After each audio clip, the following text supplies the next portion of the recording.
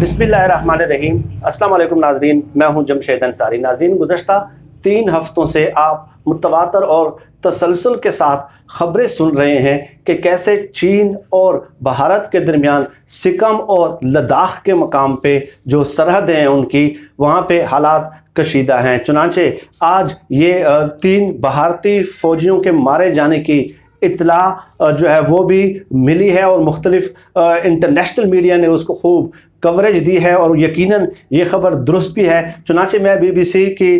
एक स्टोरी आप लोगों के साथ शेयर करता हूँ और उसके बाद उस पर तज्ज़िया करते हैं कि ये सब कुछ क्या हो रहा है और क्यों हो रहा है और इसमें किसकी गलती है। नाज़रीन, ये BBC के न्यूज़ के मुताबिक इंडिया का कहना है कि चीनी फ़ौज के साथ सरहदी झड़प में 3 इंडियन फ़ौजी एहलकार हलाक हो गए हैं। चीन और इंडिया की मुतनाज़ा सरहद पर किसी झड़प में हलाकत का कम से कम 45 बरस में ये पहला वाक़या है। ये बड़ा इंपॉर्टेंट है कि 45 बरस में ये पहला वाक़या है। इसका भी हिस्टोरिकल पर्सपेक्टिव हम देखते हैं, ठीक है। और इंडियन फ़ौज की जानिब से जारी करदा बयान के मुताबिक ये झड़प पीर की शब मुतनाज़ा वादी गलवान के इलाके में हुई, जहाँ फ़रीक़ैन की अफवाज की पसपाही का अमल जारी था। ये भी सरीहतन एक गलत बयानी है जो कि मैं अभी आप लोगों के सामने पेश करूँगा। फ़ौजी हुकाम ने दावा किया कि इस झड़प में चीनी फ़ौज को भी जानी नुकसान उठाना पड़ा है, ताहम चीनी हुकाम की जानिब से तहाल इस बारे में कोई बयान जारी नहीं किया गया है। खैर, नामा निगार शकील अख्तर का और आगे चले नामा निगार के हवाले से वो बात करते हैं कि इंडिया की हुकूमत की तरफ से इस बारे में भी कोई बयान जारी नहीं हुआ, लेकिन फ्रांसीसी इदारे AFP के मुताबिक चीनी हुकाम ने इस वाक़े की तस्दीक की है और इंडिया पे इल्ज़ाम लगाया है कि इसके फ़ौजियों ने सरहद अबूर करके चीनी एहलकारों पे हमला किया। AFP के मुताबिक चीन की वज़ारत ख़ारजा के तर्जुमान ने कहा कि इंडियन फ़ौजियों ने पीर को दो बार सरहद पार की और उन्होंने चीनी फ़ौजियों को इश्तियाल दिलवाया, उन पर हमले किए, जिसके नतीजे में दोनों मुल्कों के फ़ौजियों के दरमियान ज़बरदस्त झड़प हुई। और आगे ये जो BBC है वो ये लिखता है कि वादी गलवान लद्दाख में इंडिया और चीन की सरहदी लाइन का इलाका है। इस इलाके में इंडिया और चीन के दरमियान सरहदी कशीदगी ने हालिया दिनों में एक बार फिर सर उठाया है और इस तनाव को सन 1999 में इंडिया के रिवायती हरीफ पाकिस्तान के साथ कारगिल में होने वाली जंग के बाद से अब तक की सबसे बड़ी कशीदगी कहा जा रहा है। अब इसमें 2-3 किस्म की उन्होंने बातें की हैं। BBC की जो स्टोरी है कि एक आर्मी ऑफिसर और 2 आम फौजी मारे गए इंडिया के। चुनांचे मैं आप लोगों के सामने एक ट्वीट पेश करता हूं, आप खुद भी चेक कर सकते हैं। ये ट्वीट अजय शुक्ला, ये जो उनके डिफेंस जो है ना एनालिस्ट हैं, तज्जियाकार हैं, फौज में रहे हैं, तो उन्होंने चंद ट्वीट्स किए हैं और वो कहते हैं कि now hearing that the casualty count on the Indian side is significantly higher than what the initial reports stated. Also, many Indian soldiers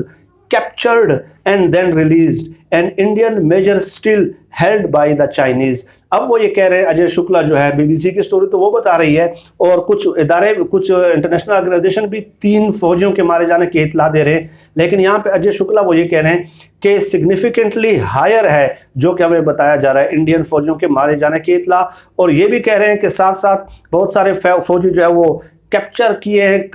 वो साथ ले गए हैं, उनको गिरफ्तार किया है, अगवा किया है, जो भी समझ लें तो इंडियन फौजियों को चाइना ने। और साथ ही साथ वो कह रहे हैं कि Indian major still held by the Chinese, कि इंडियन मेजर जो है वो अभी भी चाइनी फौज की तहवील में है। और इसके अलावा वो लिखते हैं कि army to hold press conference and at 2 PM reports of 3 soldiers killed in Galwan clash with Chinese, first LAC combat casualties since 1975। 1975 के बाद ये चीन और उसके दरमियान जो है तनाज़ुर में, भारत के दरमियान तनाज़ुर में ये पहली हलाकत है। Time for the government to come clean and stop lying about disengagement and mutual withdrawal. वो कह रहे हैं कि ये जो BBC की खबर आपको सुनाई है कि जी दोनों फौजें वापस जा रही थी, तो ये अजय शुक्ला कह रहे हैं कि ये कौन सी झूठ मत बोला जाए कि जो है ना दोनों के मुज़ाकरात हुए और दोनों फौजें जो है ना आराम से पीछे हट रही थी, मोदी के लिए ये वक्त है कि वो कौम को सही national crisis is no time for deception, कि मोदी के लिए वो ये वक्त है कि वो कौम को सच बताए और हकायक बताएं। तो नाज़रीन, वादी गलवान पे क्या तनाज़ा है, लद्दाख पे क्या तनाज़ा है, इसके अलावा सिक्किम का इलाका कितना दूर है, लद्दाख के कौन से 3 इलाकों में जो है ना ये जंगें, ये झड़पें हो रही हैं, और किसका क्या दावा है, और ये किसका दावा दुरुस्त है, किसका दावा गलत है, ये तो एक अलग मौजू का मुतकाज़ी है। लेकिन आप लोगों को याद है कि भारत ने 5, इस पर मैं नेक्स्ट वीडियो बनाऊंगा इंशाल्लाह, उसमें पूरी तफसील बताऊंगा कि भारत ने 5 अगस्त को, आप लोगों को याद है कि कश्मीर का स्टेटस तब्दील किया था, और उसमें कश्मीर का ही नहीं, सिर्फ इसमें जो है ना लद्दाख का भी उन्होंने स्टेटस तब्दील किया था। ये जो 5 अगस्त का वाक़या है, 370 आर्टिकल 370 और 35A था के, और साथ साथ अक्साई चीन जो है वो इलाका जो 1962 में जो चाइना ने कब्जा कर लिया था, तकरीबन 43,000 स्क्वायर किलोमीटर 1962 में, 1 महीने की जंग के बाद, और 1 महीने की जंग के बाद फिर वो सीज फायर हो गया था और दोनों फौजें पोजीशंस पे चली गई थी। लेकिन ये इलाका, अक्साई चीन का इलाका जो है वो 1962 के जंग में जो है ना चीन ने कब्जा कर लिया था। तो जो आर्टिकल जो कश्मीर का स्टेटस तब्दील किया है नरेंद्र मोदी ने, उसके बाद जाहिर है पूरे खित्ते के ममालिक में एक किस्म की जो है ना वो बेचैनी पैदा हो गई थी कि कैसे हो सकता है कि लद्दाख जो एक मुतनाज़ा इलाका है, ठीक है, और उसका अभी तक तयन नहीं हुआ, और अक्साई चीन तो खैर वो तो है ही चाइना के कब्जे में 1962 से, और इसके अलावा कश्मीर का पूरा स्टेटस तब्दील करना तो चाइना ने उस वक्त भी तहैया कर लिया था, लेकिन बड़े सब्र और तहम्मुल से काम लिया था, और पाकिस्तान ने भी बड़े सब्र और तहम्मुल से काम लिया था। और लोग ये कह रहे थे कि जी पाकिस्तान ने भी कश्मीर दे दिया, हालांकि उसमें फैक्ट ये था कि लद्दाख भी था और अक्साई चीन का इलाका भी था, चाइना के बहुत सारे इलाके जिस पे वो दावेदार हैं कि वो हमारे हैं, वो भी उन्होंने उसमें तब्दील किए थे। खैर, लेकिन फिर चाइना ने ये तय कर लिया कि चाइना जो भारत है उसकी रेशा दमानियों से कोई भी महफूज नहीं है, चुनांचे उन्होंने एक मुनासिब जवाब देना ज़रूरी समझा। नाज़रीन, आप लोग देखें कि इसमें 2-3 बातें और हुई हैं कि 2014 से जब से मोदी सरकार आई है, उस वक्त से उनके इंतहा पसंदाना इक़दाम से न सिर्फ ये कि उनके मुल्क को अंदरूनी खतरात लाक हैं, आप देख लें एक किस्म की अक़लियत को किस कदर सप्रेस किया जा रहा है और किस कदर इक़दाम उठाए जा रहे हैं, बल्कि इस पूरे खित्ते को उनके इक़दामात ने एक राख का ढेर बना दिया है। आपको जैसे कि खुद BBC की स्टोरी में और अजय शुक्ला ने कहा कि 1975 के बाद ये हलाकत का पहला वाक़या है, तो ये मोदी को मुबारकबाद जाती है कि उन्होंने एक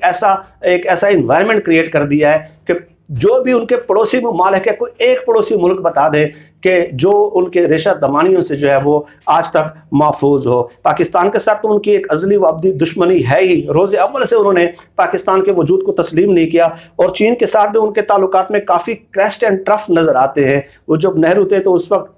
एक नारा इन्होंने दिखावे के लिए लगाया था कि चीनी हिंदी भाई भाई वगैरह ये लगाया, लेकिन तारीखी तौर पे अगर आप देख लें तो भारत के नेपाल के साथ रिलेशंस रहे हैं, और जो हिस्टोरिकल पर्सपेक्टिव में देख लें जितने अच्छे ताल्लुकात भारत के दुनिया में नेपाल के साथ रहे वो किसी और के साथ रहे ही नहीं है। लेकिन इसके बावजूद भी आप देख लें कि हालिया दिनों में नेपाल के साथ भी उनकी झड़पें होती हैं और उनके साथ भी एक तनाज़ा चल जाता है, और नेपाली पार्लियामेंट एक नया नक्शा जारी कर देती है कि जी ये हमारा इलाका है, लेकिन इंडिया कहता है कि नहीं ये इलाका हमारा है। एक तरफ चाइना, एक तरफ नेपाल, एक तरफ पाकिस्तान, ठीक है। तो ये आप देख लें कि ये नरेंद्र मोदी साहब का कमाल है कि इसके अलावा नाज़रीन मैं आपको बता दूं कि 1993 में दोनों ममालिक के दरमियान एक माहिदा हुआ था, पीस का माहिदा हुआ था, जिसके तहत दोनों साइड्स जिस पे दोनों ने साइन किए थे कि दोनों ममालिक की अफवाज जो सरहदों पे तैनात है मुतनाज़ा इलाकों में, वो एक दूसरे पे शॉट फायर नहीं करेंगे, एक दूसरे के ऊपर फायरिंग नहीं करेंगे। और उसके बाद हम देखते हैं कि आज तक दोनों साइडों में से एक भी शॉट फायर नहीं किया गया। गो के 2017 में डोकलाम के मकाम पर हालात कशीदा हो गए थे, लेकिन वहाँ पे भी ज़्यादातर स्टोन पेल्टिंग की गई और हाथापाई होती रही, हम अक्सर वीडियोस में देखते हैं। लेकिन फिर आ जाते हैं वंस अपॉन ए टाइम, एक दफ़ा मोदी साहब आ जाते हैं और उन्हें चेस्ट थम्पिंग का बहुत ज़्यादा शौक़ था। उन्हें पता नहीं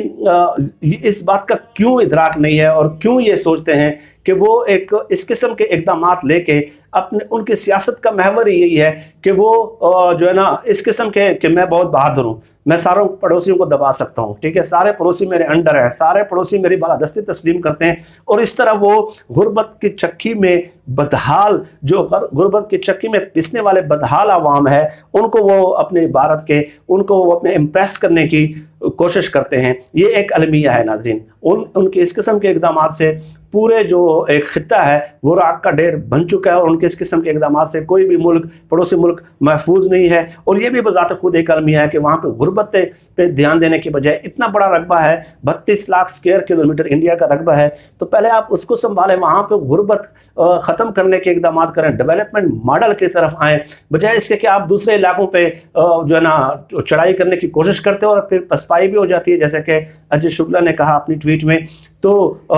ये एक बहुत बड़ा अलमिया है, और उनके आवाम को भी चाहिए कि जो उनमें संजीदा तबकात और चंद राइटर्स अगर मौजूद हैं तो वो मोदी साहब को कहें कि भाई आप आएँ, इस मुल्क को संभालें, और इस तरह आवाम को इम्प्रेस करने की कोशिश न करें, ठीक है। आप डेवलपमेंट मॉडल की तरफ आएँ और पहले जो आपके इलाके का हिस्सा है वो लोगों को दिखाए कि आप किस कदर काबिल हैं, किस कदर जो है ना लीडरशिप पोटेंशियल आपके अंदर मौजूद है। यहाँ पर गुर्बत और ख़त्म करें और खुशहाली लें। दूसरे इलाकों का आप और चाइना के साथ जो तनाज़ है उनका, वो ज़ाहिर है ताकत के ज़ोर पे वो कभी भी हल नहीं कर सकते, ये बात यकीनी है, क्योंकि चाइना का जो दिफाई बजट है और चाइना की जो स्ट्रेंथ है और जो तरक्की है और जो ओवरऑल GDP है, ठीक है, जो उनकी पावर है, मैन पावर है, उसके साथ तो मुकाबला उनका खैर कतन हो भी नहीं सकता। तो अब भी हम यही कहते हैं कि उनके होश ठिकाने आ जाएं और अपने पड़ोसियों के साथ ताल्लुकात ना अमल करें, खुद भी जिएँ और दूसरों को भी जीने दें, वरना खिफ़त और शर्मिंदगी का और ज़िल्लत का इसी तरह ही उनको सामना करना पड़ेगा। नाज़रीन, आज के लिए इतना ही।